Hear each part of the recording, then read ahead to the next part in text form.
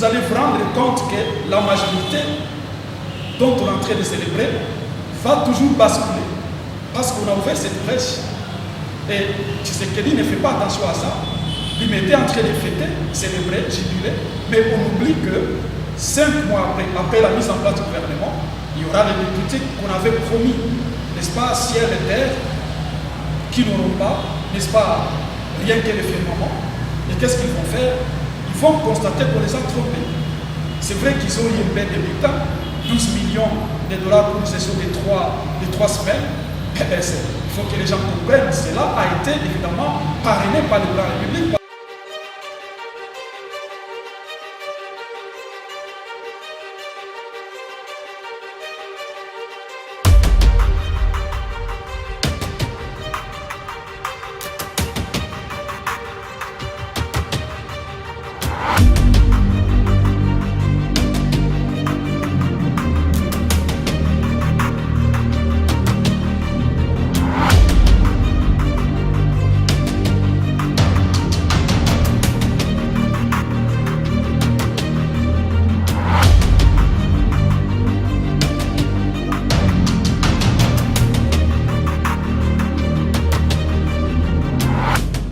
Très chers téléspectateurs, nous vous disons bonjour pour ceux qui auront l'occasion de nous recevoir le jour et bonsoir pour ceux qui allaient nous suivre le soir.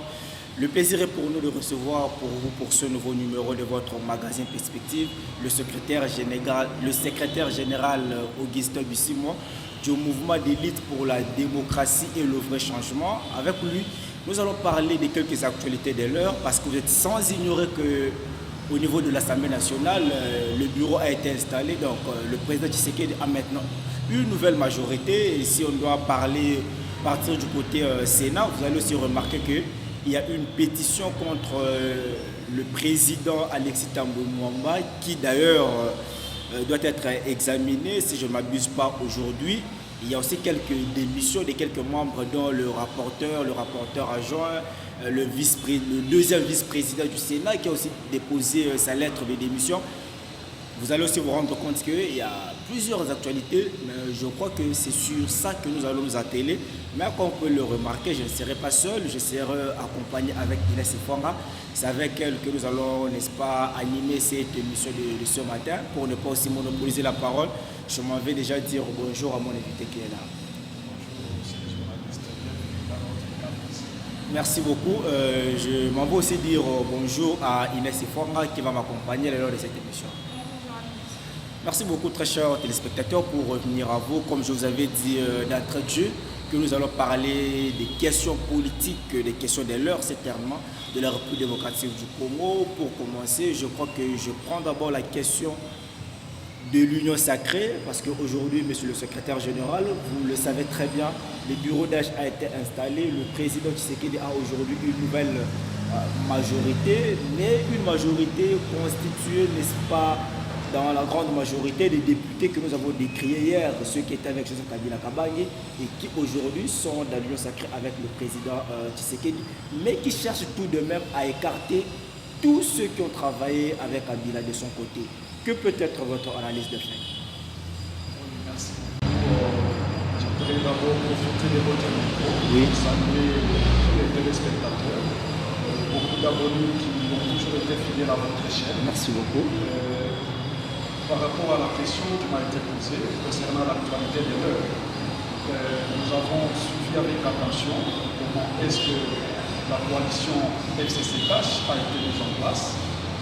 Et nous avons constaté qu'après 2 ans, cette coalition a montré ses limites, ça n'a pas marché. On a parlé d'une certaine, n'est-ce pas, dissolution de la fameuse coalition, ce qui était évidemment un souhait de beaucoup de citoyens congolais. Le débat pour nous, c'est que nous devons d'abord poser des questions parce que si nous voulons que cette émission soit pédagogique, nous devons arriver, n'est-ce pas, à rentrer à la case du départ, voilà. La généalogie, n'est-ce pas, de la question. Et donc nous sommes là vers les élections de 2018. Une élection chaotique, une élection chaotique, mais une élection qui a conduit à une passation pacifique du pouvoir, monsieur le secrétaire général. J'y arrive. Élection chaotique en ce sens que d'abord cette élection a été la plus pure que notre pays aura connue, en ce sens que... Mais qui doit rester dans l'histoire. Parce que cette élection, je le rappelle, a occasionné une passation pacifique du pouvoir. La première alors, il faut la souligner. Vous savez, l'histoire, elle reste histoire, peu importe son caractère. D'accord, merci. L'histoire peut être négative ou positive, elle reste quand même histoire. Histoire, voilà. Et donc ça reste bien évidemment dans l'histoire, en ce sens que c'est la première fois dans notre pays que nous avons, n'est-ce pas, un président à la tête du pays sans qu'il ait la légitimité populaire. Et donc nous arrivons au niveau où deux voleurs entrent dans votre maison, ils s'accaparent de votre chef. Et lorsqu'ils arrivent à destination, ils ont un problème, n'est-ce pas, de gestion des gestion, voilà. Et du coup, il y a un problème de manière à ce que les uns commencent à se soulever contre les autres. Nous sommes dans ça aujourd'hui. Alors, s'agissant des lions sacrés, nous allons dire à la population congolaise de ne pas beaucoup plus compter sur cette fameuse union sacrée. Pour trois raisons. La première raison, c'est que l'union sacrée, c'est quoi? Si le plan idéologique, c'est vide. C'est vide dans ce sens que dans l'union sacrée, vous avez les unitaristes dedans, vous avez également dedans les fédéralistes. Là, déjà, c'est un problème. Et le peuple ne peut pas entendre quoi que ce soit là-bas. Si le plan, n'est-ce pas, juridique, c'est aussi vide. En ce sens qu'on ne sait pas encore, il s'agit d'un monstre. Pourquoi? On ne connaît pas sincèrement. L'union sacrée, c'est quoi? Ça n'a pas de fondement juridique comme c'était le FCC. Mais aujourd'hui, pourquoi on a considéré une majorité union sacrée alors qu'hier, on a décrié une majorité FCC, disant que le FCC n'avait pas une personnalité juridique, n'était pas reconnu constitutionnellement. Il n'y avait pas de plateforme au niveau de l'Assemblée nationale qui s'appelait FCC. Mais aujourd'hui, on parle de l'union sacrée qui, vous l'avez très bien souligné, n'a pas aussi ce soubassement juridique, mais qui aujourd'hui, on peut se permettre de parler d'une majorité de l'union sacrée. Je constate que vous avez presque la même pensée que moi, parce que sincèrement, on se rend compte que c'est vide. Et tout ce que vous dites là corrobore les propos pour dire que c'est vide, parce que personne ne comprend en réalité comment est-ce qu'on peut avoir la majorité sans élection. Voyez-vous? Et donc, je disais qu'il y avait la troisième option, c'est quoi? C'est que vous avez affaire hier à un accord qu'il y ait, n'est-ce pas, des regroupements politiques. CACH et FCC. Et on n'a pas eu à gérer cet accord alors qu'il ne s'agit qu'un seul accord. Maintenant là, que le peuple retienne que nous sommes en train d'aller tout droit vers plus de 5 accords secrets. Un accord avec Atumbi, un accord avec Bemba, un accord avec Bahati, un accord avec le FCC Transfuge, voilà. Un accord avec ce même cash, parce qu'il faut aussi dire que le MLC, plutôt l'UNC est aussi, n'est-ce pas, dans cette union sacrée. C'est un peu ça donc. Et donc ça veut dire que nous, au niveau du MDVC, première force politique de l'opposition extra-parlementaire, nous sommes dubitatifs quant à ça, parce que nous ne comprenons pas comment... Vous partagez la position de Martin Fayoulou? Non, c'est notre position, soit que c'est nous qui partageons la nôtre. Ah ok, merci. Et donc nous sommes au niveau, parce qu'en fait il faut que les gens les sachent, oui. Il y a des députés de Martin Fayoulou qui sont à l'union sacrée. Mais nous ne sommes pas l'union sacrée, il faut qu'on les sache.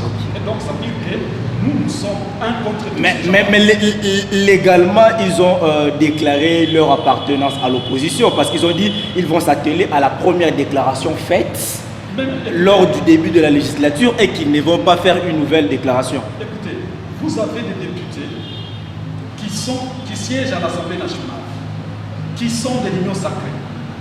Et vous allez rester à l'opposition. C'est quel genre d'opposition vous allez trouver la population? C'est la même chose avec le PPRD. Aujourd'hui, vous avez Kabila qui est à l'opposition et une partie de Kabila au pouvoir, à la majorité. Donc notre pays est en train d'aller tout droit, n'est-ce pas, au rabais. Et nous devons être sûrs de corriger très vite parce que ça ne marche pas. Et donc, par rapport maintenant à ce que vous avez dit, comment hier on a fustigé ce qui avait été géré, et aujourd'hui, ce sont eux qui vont donner des saluts. Nous disons c'est impossible. Il ne s'agit là que peut-être des stratégies. Des gens qui, en réalité, avaient constaté, parce qu'en fait, il ne faut pas qu'on oublie que Tshisekedi, d'où étaient venus ces problèmes. Ces problèmes, c'est que Tshisekedi s'est rendu compte que Mabunda, Tango Mamba et Ilunkamba les avaient humiliés lors de prestation du serment. Le serment des nouveaux juges alors, lui a dit constitutionnels. à Kabila, mais M. Kabila, je suis prêt, n'est-ce pas, à ce que nous puissions encore une fois harmoniser, mais avec ces gens ici qui m'ont ridiculisé, s'il vous plaît, est-ce que vous pouvez me donner d'autres personnes? Personne. Et les gens ne font pas attention à ça. Parce qu'écoutez, pensez-vous que Tshisekedi lui-même a un courage de prendre pas initiative? J'ai dit non. Ça veut dire qu'il y a des pressions de partout qui lui disent écoutez, arrêtez. Arrêtez parce que tout le monde sait comment tu as eu le pouvoir. Et tu ne peux pas fragiliser Kabila comme ça. Nous ne pouvons pas te les tolérer. Et c'est comme ça que vous allez voir qu'on a fait partie Mabunda, FCC. On a même Bosso, qui est du... Excusez-moi. Jean Bosso, oui, qui est FCC. Oui. Et nous trompons tout le monde. Arrêtez. Et donc, vous allez vous rendre compte qu'il s'agit là d'une, n'est-ce pas, union sacrée qui a pris un nouveau nom, mais en réalité... Une deuxième grossesse, comme l'a dit le président Martin Fayulu de l'ECD. Non, nous avons nos propres mots, nous n'avons pas besoin d'aller dans les mots de Fayulu, parce que nous avons les Français tellement riches, voilà. Nous avons nos propres mots, nous n'avons pas à puiser là-bas. Et donc, comprenez que, sincèrement, il s'agit tout simplement de ce qu'on appelle trompe-œil. Oui. Pourquoi Kabila est silencieux? Pourquoi il est silencieux? C'est parce qu'il sait très bien que c'est lui qui continue à gagner. Leur plan avec Tshisekedi, c'est quoi? Bon, je suis d'avis que nous sommes offensés vers la prestation du serment.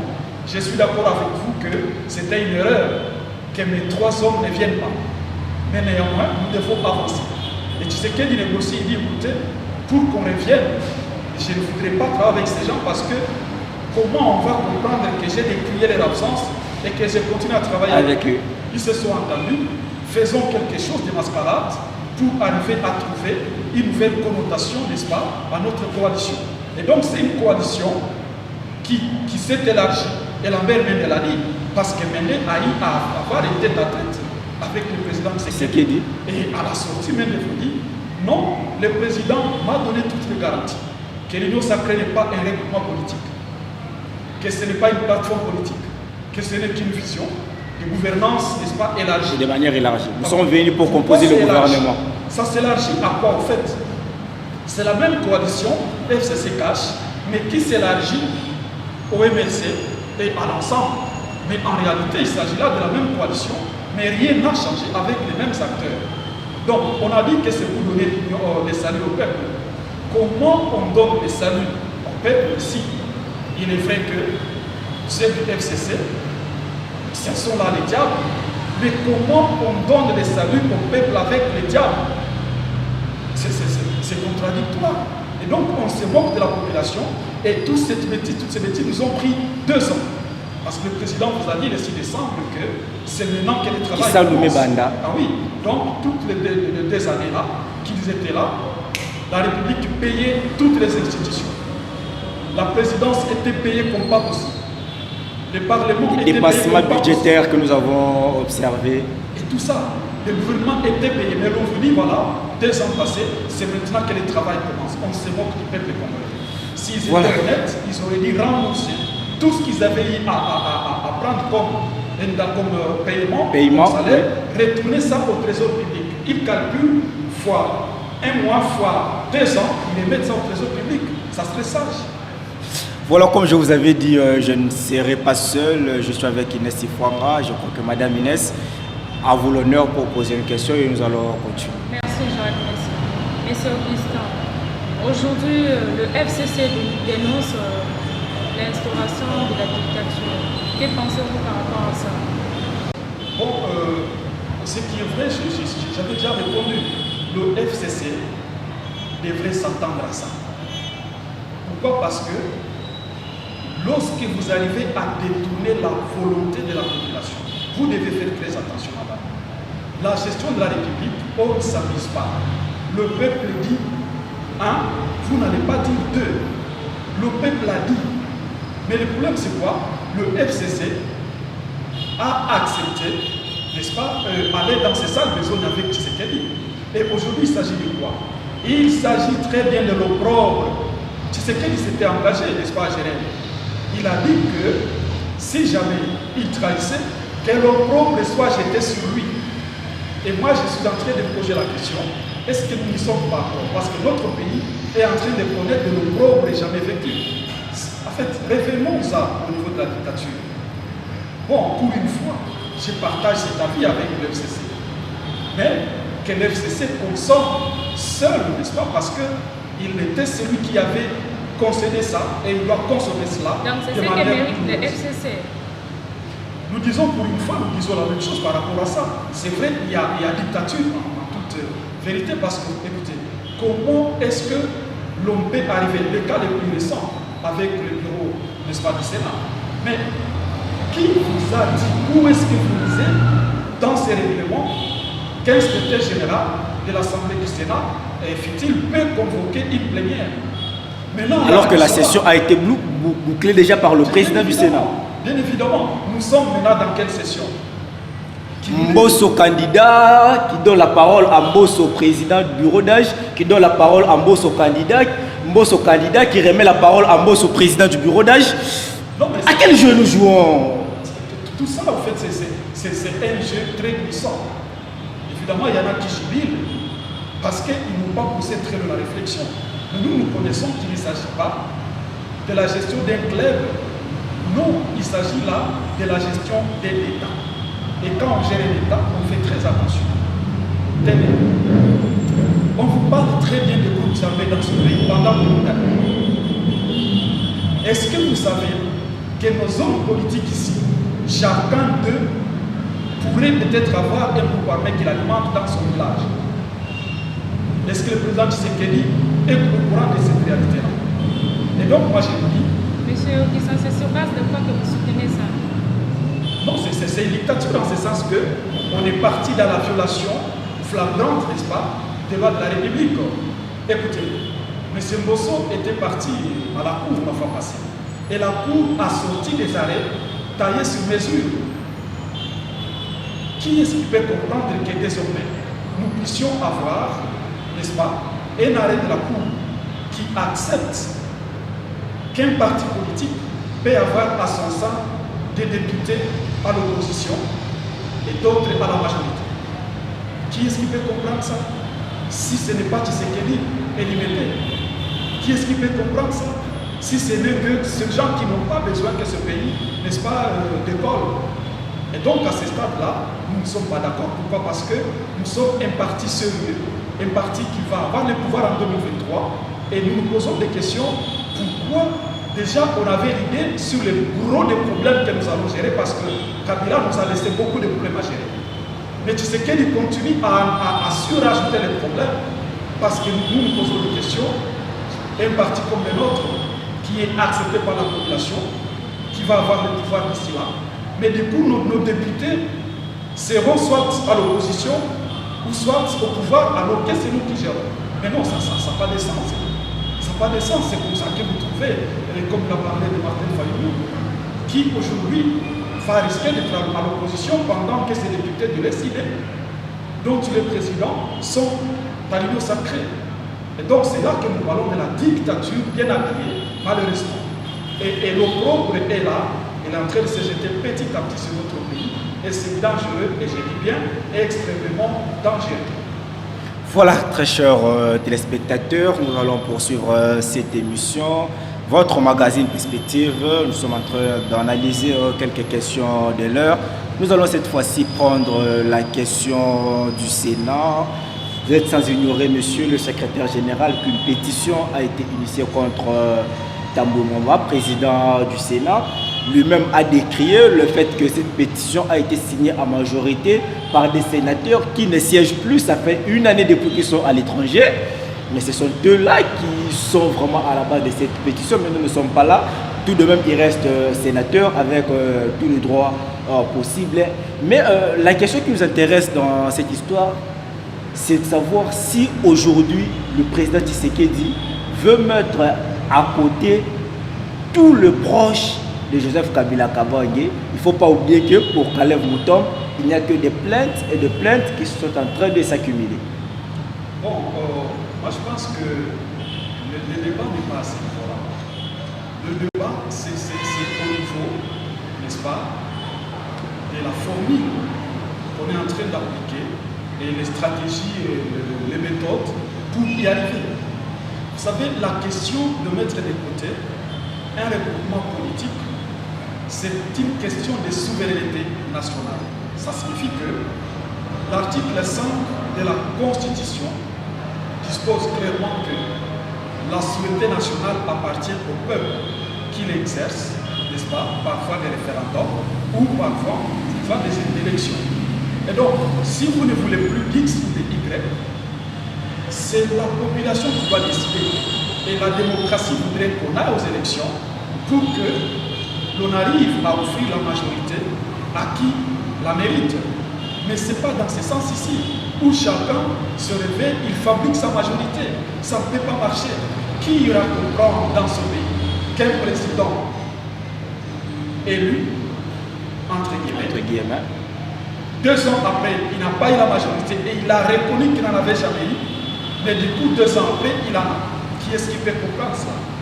C'est bizarre. Donc, nous sommes en train de brandir la honte, n'est-ce pas, à la face, la face du monde. Et nous pensons que c'est extrêmement dangereux pour notre pays. Donc, moi je crois que s'il faut isoler Calais, isoler qui il faut isoler, nous au niveau du MDVC, c'est un non-événement. Bien au contraire, ça nous réjouit. Ça nous réjouit en ce sens que lorsqu'il s'agissait là d'une coalition FCC Cash, on avait affaire à 2 grands adversaires. Mais aujourd'hui, nous saluons, quoique dans les bêtises, nous saluons le fait que Tshisekedi nous aide à fragiliser, n'est-ce pas, son coalisé ou son liste. Parce que pour nous, à l'époque, on avait une machine très dure en face de nous, FCC Cash, mais du coup, elles-mêmes s'entretuent, ils s'entremangent. Pour nous, ça nous fait du bien au niveau du MDVC. Parce que ça aura été, n'est-ce pas, un adversaire de moins. Et là, il va nous rester un seul adversaire, ça sera le FCC, malheureusement, plutôt que je dirais, ça sera l'Union Sacrée. Malheureusement, un adversaire, n'est-ce pas, très faible dans ce sens qu'il n'est pas fort idéologiquement, il n'est pas fort juridiquement, il n'est pas fort sur le plan de la gouvernance. Et donc, nous sommes bien placés en ce sens-là et nous nous rendons compte que nous sommes dans les bons au niveau du MDVC. Mettre de côté Calais, mettre de côté Tambomamba, mettre de côté qui il veut, nous soutenons et nous saluons. Parce que c'est un adversaire de moi qu'on est en train d'écarter. Voilà, Inès, je reviens à vous. Une question, Sigana. D'accord, très chers téléspectateurs, nous arrivons pratiquement à la fin de notre émission. Je crois que nous allons prendre la dernière question pour chuter.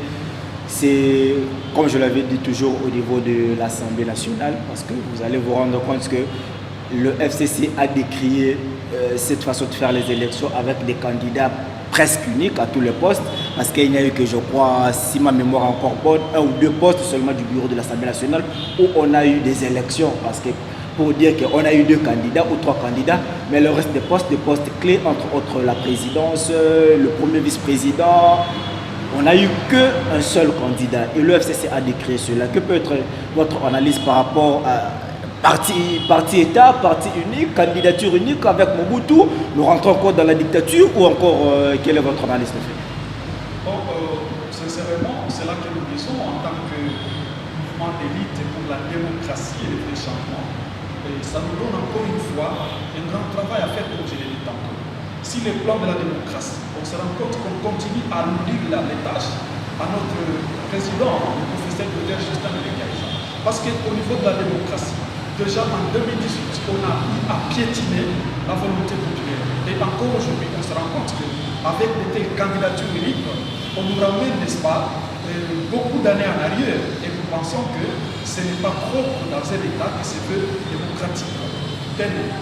J'ai suivi les motivations de Bolsonaro. Il a dit, écoutez, que les candidats du FCC auraient dû se présenter au nom de leur regroupement. Mais non, c'est qui est faux parce que l'arrêt de la Cour avait bien stipulé que désormais les députés sont des électrons libres. Ils sont libres pour adhérer à l'Union Sacrée. Un député est libre pour adhérer à l'Union Sacrée, mais il n'est pas libre pour présenter sa candidature. C'est ce qui est contradictoire et paradoxal même. Et c'est là que les bas blessent. Et c'est là que ça frustre. Et quand ça frustre, ça crée quoi? Ça crée évidemment des soulèvements. Et quand ça crée des soulèvements, ça crée, n'est-ce pas, des risques, n'est-ce pas, d'embraser la République. Et moi, je demande aux gens de faire attention à ce qu'ils sont en train de faire. Et donc, sincèrement, nous pensons que cette dictature, elle est bien là. Et même la crainte que nous avons au niveau du MPDC, c'est quoi? C'est que cette union sacrée, comme je l'ai dit, elle est fragile. Parce que vous venez des élections, vous n'avez pas la majorité. Et la majorité, vous l'avez eue dans la manière dont vous-même vous maîtrisez. Et qu'est-ce qui va se passer demain? D'ici là, c'est la mise en place du gouvernement. Mais une année après, vous reviendrez ici, on va évaluer. Vous allez vous rendre compte que la majorité dont on est en train de célébrer va toujours basculer. Parce qu'on a ouvert cette brèche. Et Tshisekedi ne fait pas attention à ça. Il était en train de fêter, célébrer, jubiler. Mais on oublie que 5 mois après la mise en place du gouvernement, il y aura des députés qu'on avait promis, n'est-ce pas, ciel et terre, qui n'auront pas, n'est-ce pas, rien que le firmament. Et qu'est-ce qu'ils vont faire? Ils vont constater qu'on les a trompés. C'est vrai qu'ils ont eu une baisse de bulletins, 12 millions de dollars pour une session de 3 semaines. Eh bien, il faut que les gens comprennent. Cela a été évidemment parrainé par le plan République parce que même Bosso a demandé au président de l'aider à ce que cet argent sorte. C'était en fait une stratégie. La stratégie était quoi? Kaboun avait dit qu'on a utilisé 7 millions. Il avait dénoncé ça, ce qui a fait qu'il parte, n'est-ce pas, de l'Assemblée nationale. Mais du coup, Bosso va à 12 millions de dollars. Et ça dit, si on fait les calculs, il y a 7 millions pour la session extraordinaire et 5 millions pour l'organisation du vote au niveau du bureau. Alors, quel est le plan? Le plan, c'est quoi? Parce que ces députés ont besoin de l'argent. Vous, Bosso, élabore un budget que vous allez soumettre et nous allons soutenir pour que les finances débloquent cet argent. Et cet argent va nous aider à gérer les députés. Vous savez, si c'était le pays à décrier cela. Mais entre-temps, il faut qu'on retienne une chose. Dans tout ça, que gagnent les citoyens lambda. Parce que le Congolais n'a pas d'eau, le Congolais n'a pas d'électricité. L'insécurité à Beni, à Ituri, à l'Est, ça bat les plans. Entre-temps, les gens s'étaillent 12 millions pour 3 semaines, s'il vous plaît. Vous avez sorti la campagne de certaines personnalités ici, au bureau de l'Assemblée nationale. C'était une campagne à l'américaine. Vous avez senti que l'argent est là. Entre-temps, il y a les enseignants qu'on appelle non payés, les enseignants qu'on appelle NU, qui n'ont rien en fait pour donner de l'éducation à nos enfants. Vous vous rendez compte? Au niveau des agents de l'État, il y en a qui vous souffrent énormément. Pour avoir 100 000 francs, c'est difficilement qu'il faut avoir 100 000 francs. Et pendant ce temps, les bailleurs l'attendent pour payer la garantie locative. Non, moi je pense que les gens ont perdu à l'esprit ce qu'on appelle un parti de la social-démocratie. L'UDPS est l'un de ces partis qui prend la social-démocratie. Le peuple d'abord. Le peuple d'abord, on met d'abord les côtés, et d'abord c'est les ventres d'abord. C'est ce que nous appelons les ventriotes. Voilà, très chers téléspectateurs, je crois que nous sommes arrivés vraiment à la fin de notre émission. Madame Inès, votre dernier mot et nous allons remettre la parole au secrétaire pour conclure. Merci Joël. Monsieur Augustin, vous avez des propositions à faire au niveau gouvernement? Des propositions à faire au niveau gouvernement? Bon, en fait, les propositions, c'est quoi? Nous avons eu à donner, n'est-ce pas, une lettre qu'on avait appelée Plan républicain de sortie de crise. Nous avons adressé ça au président de la République, il en a. Et c'était avant qu'il entame, n'est-ce pas, ces consultations. Nous lui avons dit, vous ne pouvez pas régler les problèmes de Kabila parce que vous n'en avez pas qualité. Le problème du FCC, le problème du cash, c'est un problème du peuple. Et le peuple devrait les régler, soit par les élections. Et s'il n'y a pas d'élection, le peuple n'a pas de mots à dire. Et si vous voulez faire participer le peuple, il faut organiser un dialogue sincère, là où le peuple sera représenté et arriver à discuter sur les questions de fond et trouver des solutions. Sinon, avec cette façon ici, il y en a qui sont venus à l'union sacrée, mais qui ne sont pas sincères avec ce pays. Et c'est le peuple qui va en payer le prix. Il y en a qui sont là parce que Kabila les a envoyés là-bas. Il y en a qui sont là parce que Tshisekedi avait menacé, n'est-ce pas, des dissoudre l'Assemblée nationale. Et ils se disent, allons-y quand même. C'est-à-dire qu'on se méfie de lui, on y va, tout en se méfiant de lui. Et les gens pareils, s'ils ont à gérer les entreprises de l'État, s'ils ont des portefeuilles gouvernement, qu'est-ce qu'ils attendaient pour gouvernance? Et donc, le peuple va constater que ce mandat ici était un mandat perdu inutilement. La transition Sakabila. Je pense que nous y sommes sous une autre forme. Et donc la solution, madame, c'est que Tshisekedi ne veut pas. Il avait négligé notre plan sur les crises, qu'il ne veut pas, il ne finira pas ce mandat sans passer au dialogue. Sincèrement.